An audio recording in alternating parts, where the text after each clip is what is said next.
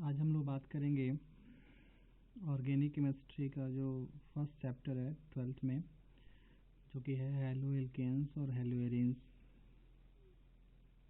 अगर हम इस चैप्टर को सीखना चाहते हैं बच्चों, तो हमको 11th की केमिस्ट्री का कुछ पोर्शन हमको बहुत अच्छे मतलब थोड़ा सा कवर होना चाहिए, ठीक, ताकि ये आपको अच्छे समझ में। किसी भी मतलब ऑर्गेनिक केमिस्ट्री को समझने के लिए हमको पहले जो बेसिक कॉन्सेप्ट्स होते हैं वो हमारे बहुत अच्छे से क्लियर होने चाहिए, अन्यथा हमको 12th में ऑर्गेनिक केमिस्ट्री में दिक्कत होगी। किसी बच्चे को और 11th की केमिस्ट्री, ऑर्गेनिक केमिस्ट्री जो है वेरी स्पेशली, अगर बेसिक्स में प्रॉब्लम है तो यहाँ थोड़ा समझने में दिक्कत हो सकती है। इस वजह से आप 12th की ऑर्गेनिक केमिस्ट्री स्टार्ट करने से पहले थोड़ा सा बेसिक्स जो है उसको आप छुट्टियों में रिवाइज कर लीजिए, ताकि आपको 12th में प्रॉब्लम ना हो। जैसे कार्बोकेटायन हो गया, फ्री रेडिकल्स हो गए, कार्बेनायन हो गए, इनके ऑर्डर, स्टेबिलिटी का ऑर्डर क्या होता है, ऐसे तमाम चीज़ें, ठीक। ये कब कब फॉर्म होते हैं, ये ऑर्गेनिक रिएक्शंस के टाइप कितने तरह के होते हैं, कितने तरह के ऑर्गेनिक रिएक्शंस होते हैं, ये सब चीज़ें हम लोग पहले से स्टडी करके रखें, ठीक है, ताकि हमको 12th में ऑर्गेनिक केमिस्ट्री समझने में ज़्यादा दिक्कत ना महसूस हो, ठीक है। तो चलिए हम लोग स्टार्ट करते हैं इस चैप्टर को, जिसका नाम है हैलो एल्केन और हैलो एरीन्स, ठीक है। तो सबसे पहले हम लोग इनके बात करेंगे। है तो बहुत कुछ इसमें, आप लोग के एप्लीकेशंस वगैरह इसके कि ये कहाँ पे यूज़ किया जाते हैं, कहाँ पे इनका इम्पोर्टेंस है हमारी लाइफ में, ये सब चीज़ें आप एनसीईआरटी से आप पढ़ सकते हैं। आप कोई भी प्ले स्टोर से कोई भी एप्लीकेशन एनसीईआरटी बुक का डाउनलोड करके वहाँ से पढ़ सकते हैं, ठीक है। एनसीईआरटी की रीडिंग बहुत ज़रूरी है, आप रीडिंग करते रहिए और जो आपको समझाया जाता है उसे समझने का प्रयास करिए, ठीक है। तो ये जो हैलो एल्केन्स और हैलो एरीन्स होते हैं, ये बहुत ही इम्पोर्टेंट कंपाउंड्स हैं, ठीक है। आप उठा के देखोगे तो बहुत सारे ऑर्गेनिक कंपाउंड के प्रिपरेशन में ये कंपाउंड यूज़ किए जाते हैं, जैसे अल्कोहल हो गया, ठीक, कार्बोक्सिलिक एसिड्स हो गए, आरएमजीएक्स टाइप का कंपाउंड्स हो गए। बहुत सारे ऐसे कंपाउंड्स होते हैं जिनके प्रिपरेशन में इनका बहुत बड़ा योगदान होता है और उनका हमारी लाइफ में बहुत ज़्यादा यूज़ भी है, ठीक है। तो वो सब चीज़ें हम लोग जब एनसीईआरटी रीड करेंगे तो वहाँ से हम लोग को समझ में आ जाएगा कि इनका इम्पोर्टेंस है। फिलहाल हम लोग समझने का प्रयास करेंगे इनको कि ये किस तरह का टॉपिक हम लोग इसमें क्लियर करना है, ठीक है। तो सबसे पहले हम लोग बात करते हैं हैलो एल्केन्स की, ठीक है, कि हैलो एल्केन्स किसे कहते हैं। तो हैलो एल्केन,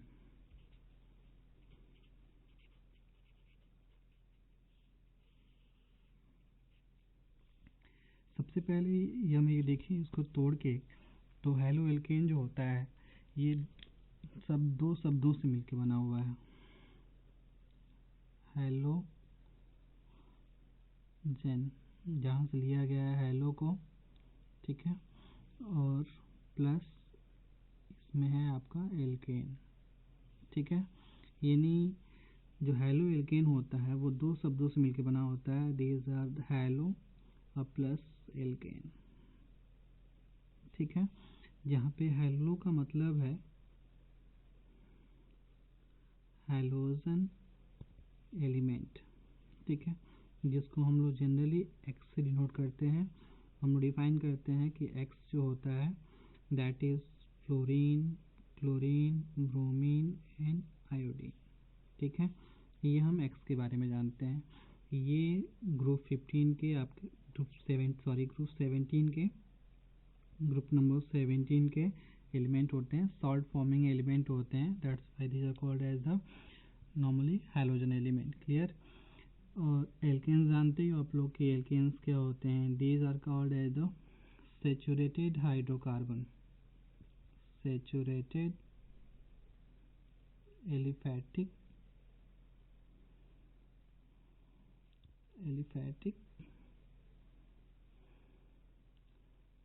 हाइड्रोकार्बन, क्लियर, ठीक है, सैचुरेटेड एलिफैटिक हाइड्रोकार्बन, ठीक है। यानी यहाँ की डेफिनेशन निकल के आती है हैलो एल्केन्स की, हैलो एल्केन्स की एलिफैटिक हाइड्रोकार्बनों के हैलोजन व्युत्पन्नों को, ध्यान दीजिएगा, एलिफैटिक हाइड्रोकार्बनों के हैलोजन व्युत्पन्नों को क्या कहते हैं, हम हैलो एल्केन्स कहते हैं। जैसे मान लीजिए फॉर एग्जांपल हमारे पास है CH3X, ठीक है, C2H5X, ठीक है। कैसे, मतलब ये हम समझ सकते हैं इसको, जैसे मान लीजिए हम समझे थे इसको, जैसे मान लीजिए कि मीथेन हम जानते हैं, ठीक है, which is the example of aliphatic hydrocarbon.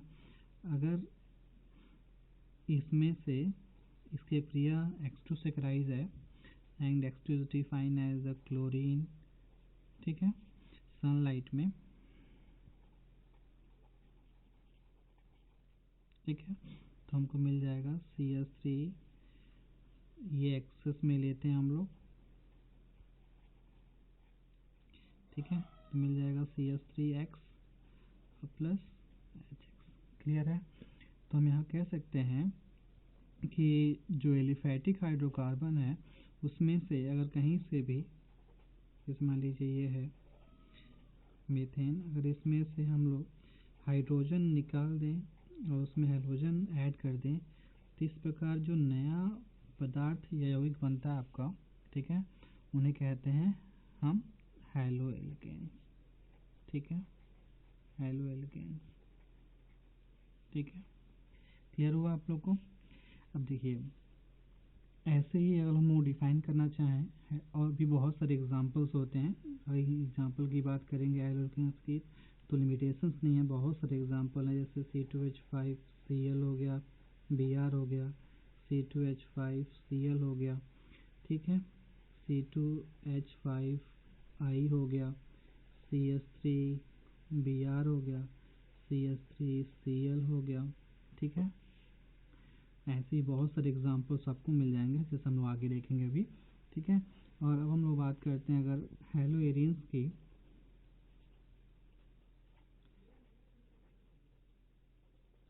Hello arenes की बात करते हैं, ठीक है।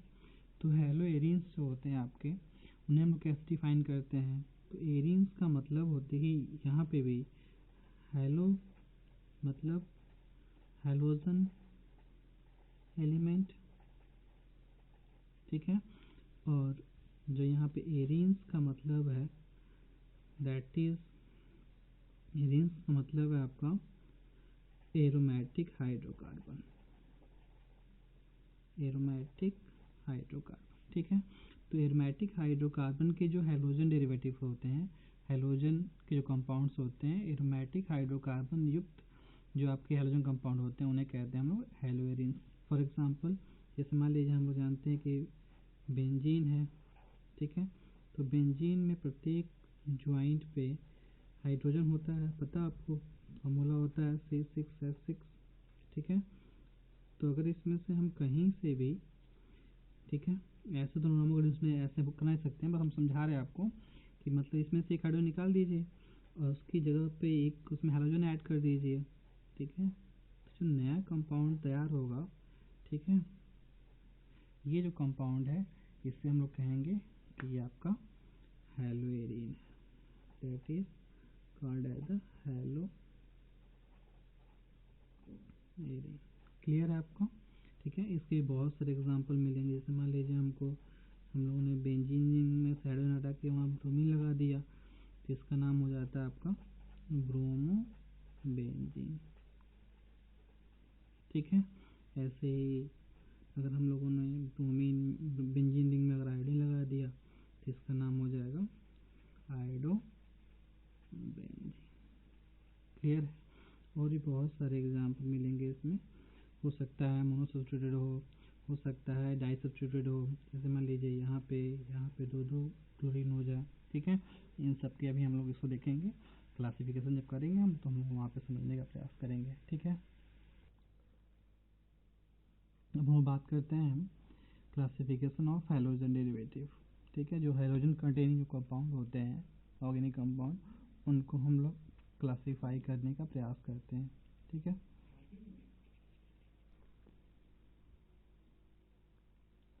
हम बात करते हैं कि क्लासिफिकेशन की, ठीक है। तो हैलोजन जो कंटेनिंग कंपाउंड होते हैं उनको हम लोग दो तरह से क्लासीफाई करते हैं, मतलब दो आधार से क्लासीफाई करते हैं।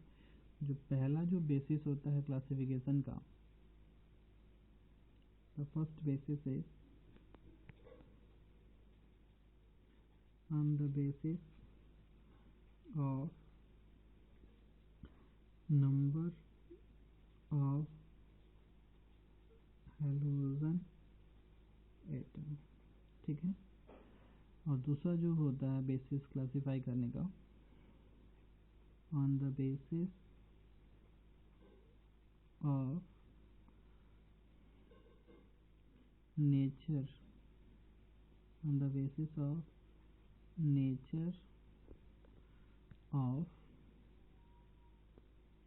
Nature of carbon having halogen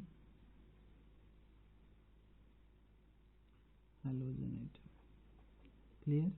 अर्थात पहली जो कैटेगरी है, ठीक है, क्लासिफिकेशन जो बेसिस है वो हैलोजन परमाणुओं की संख्या के आधार पे, कितने हैलोजन एटम प्रेजेंट हैं उसकी संख्या के आधार पे, और दूसरा जो है वो जो कार्बन जिससे हैलोजन जुड़ा हुआ है, ठीक है, उसकी नेचर के बेसिस पे। नेचर का मतलब ये है कि वो कार्बन sp2 संकेत है या sp3 संकेत है, ठीक है, जिस बेसिस पे। तो सबसे पहले हम बात करते हैं on the basis of number of halogen. तो इस बेसिस पे जो हैलोजन होते हैं, ठीक है, ये मेनली 3 टाइप के होते हैं,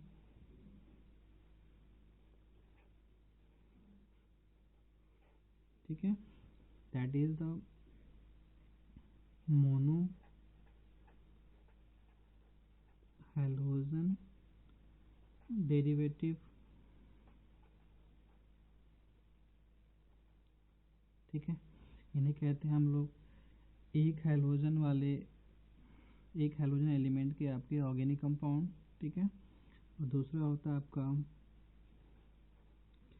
डाई हैलोजन डेरिवेटिव, और तीसरा होता है पॉली हैलोजन डेरिवेटिव, क्लियर है। और हम लोग बात करते हैं इनकी, मतलब इनको डिफाइन करेंगे, तो ऐसे हैलोजन कंटेनिंग कंपाउंड जिसमें हैलोजन परमाणु की संख्या होती है वो 1 होती है। फॉर एग्जांपल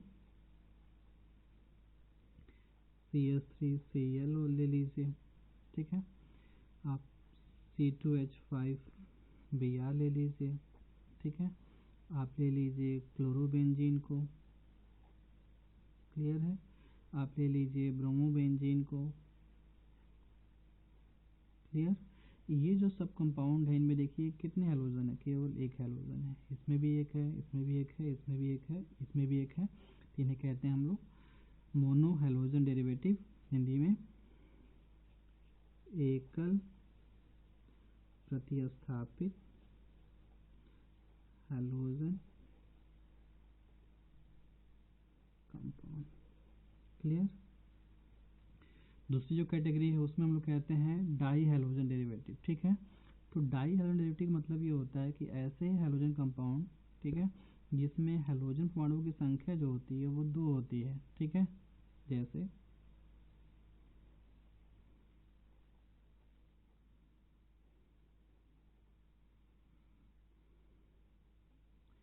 ठीक है,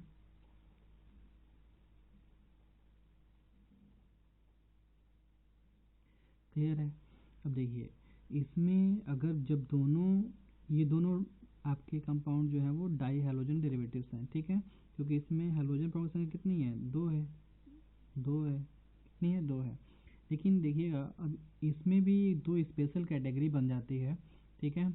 जो डाई हैलोजन डेरिवेटिव होते हैं उनको भी अगर दोनों हैलोजन एक कार्बन जुड़ा हुआ है, ठीक है, तो एक स्पेशल टाइप का हम लोग कहते हैं उसको हैलाइड, डाइहैलाइड। और अगर मान लीजिए दोनों जो आपका हैलोजन है वो आसपास के मतलब 1-2 कार्बन जुड़ा हुआ है, ठीक है, इसमें देखिए 1-1 कार्बन जुड़ा हुआ है, ठीक है, इसमें एक ही कार्बन 2 जुड़ा हुआ है, ठीक है, और इसमें क्या है कि एडजेसेंट कार्बन जुड़ा हुआ है, ठीक है। तो जिसमें आपके अगल बगल एडजेसेंट कार्बन जुड़ा होता है, बगल कार्बन जुड़ा होता है अगल बगल, उसे कहते हैं हम लोग विसिनल डाई हैलाइड कहते हैं, ठीक है। शॉर्ट फॉर्म में हम कहते हैं इनको वीक हैलाइड या वीक डाई हैलाइड। क्लियर है। और ऐसे हैलोजन डेरिवेटिव जिसमें दोनों हैलोजन आपके एक ही कार्बन जुड़े होते हैं उन्हें कहते हैं हम लोग जेमिनल। जेमिनल। क्लियर है।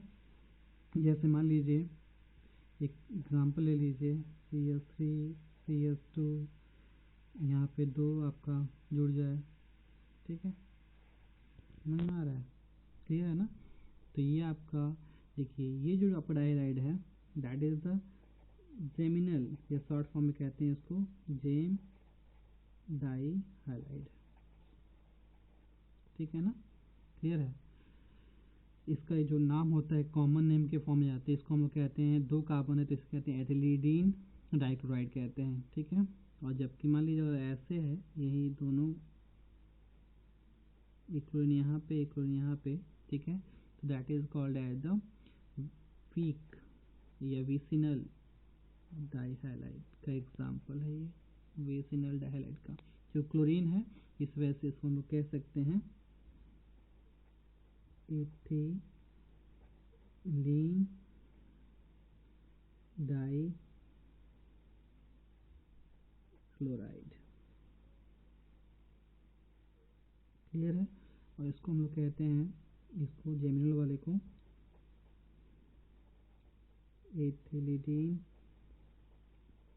एथिलीडीन डाइहैलाइड।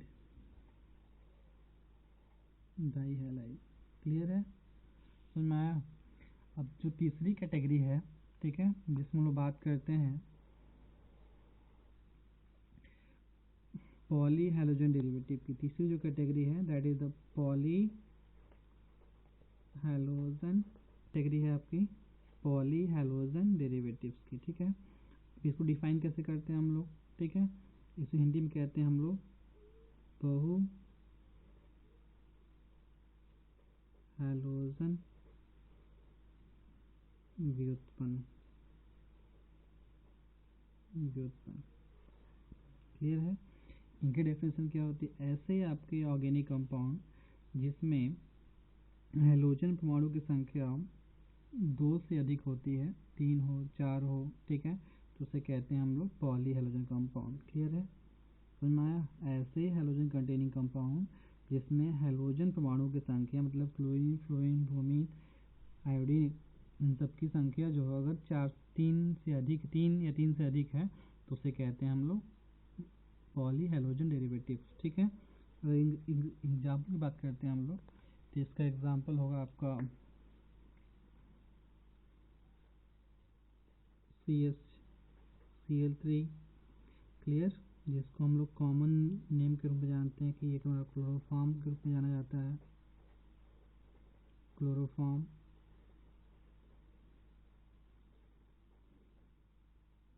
क्लोरोफॉर्म CH Br3, जिसको हम लोग ब्रोमोफॉर्म के रूप में जानते हैं, ठीक, CHI3, ठीक, जिसको हम लोग आयोडोफॉर्म के रूप में जानते हैं, ठीक है ना।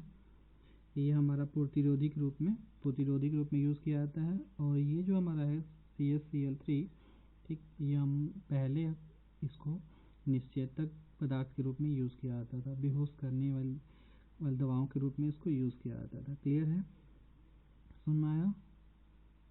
तो हम फिर से इसको रिवाइज करते हैं थोड़ा सा। On the basis of number of halogen, जो आपके हैलोजन कंटेनिंग कंपाउंड होते हैं वो मेनली 3 तरह के होते हैं, ठीक है। पहला मोनो हैलोजन डेरिवेटिव, दूसरा डायहालोजन डेरिवेटिव और तीसरा आपके पॉली हैलोजन डेरिवेटिव।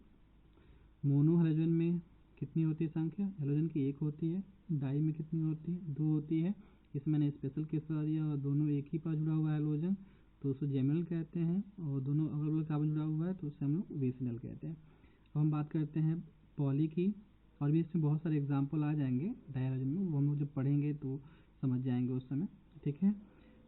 जो पॉली हैलोजन डेरिवेटिव होते हैं इनको हम लोग कैसे डिफाइन करते हैं, तो ऐसे कंपाउंड जिसमें हैलोजन की संख्या कितनी हो, 3 हो, ठीक है, 3 से अधिक हो तो उसे कहते हैं हम लोग क्या कहते हैं, पॉलीहाइड्रोजन डेरिवेटिव कहते हैं। क्लियर है। जैसे मैंने आपको सामने कुछ एग्जांपल दिए, कुछ आप लोग एरोमेटिक में ले सकते हो। जैसे यहाँ क्लोरीन लगा दिए, यहाँ क्लोरीन लगा दिए, यहाँ क्लोरीन लगा दीजिए। क्लियर है। यहाँ लगा दीजिए ब्रोमीन, ठीक, यहाँ लगा दीजिए क्लोरीन, यहाँ लगा दीजिए क्लोरीन। क्लियर है। ये सब कंपाउंड आपके उसमें आ जाएंगे। क्लियर है।